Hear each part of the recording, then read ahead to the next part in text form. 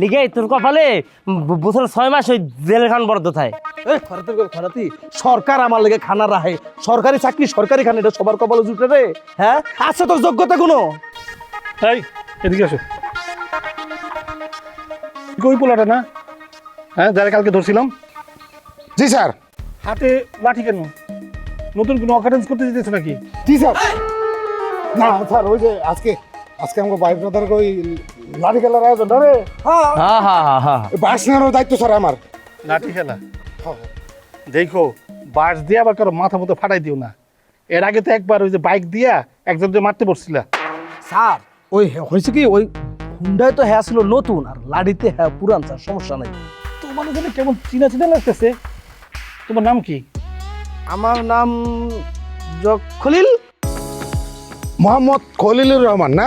হ্যাঁ, পিতা মোহাম্মদ আফতার আলী। পুরা নাম আর কি। ও খলিল খলিল। কিন্তু জলিল নামের একজনের সাথে তোমার চেহারার অনেক মিল আছে। তোমার ছবিটা যদি আমি কোথায় দেখছি মনে হইতেছে। স্যার ওই যে আপনার থানার ভোটের মধ্যে। তাই একদম থানার পাশে যে স্যার একটা স্টুডিও আছে না স্যার, ওটার মধ্যে ছবি তুলছিলাম তো স্যার। মানে আমি স্যার টুকটাক টিকটক করি স্যার।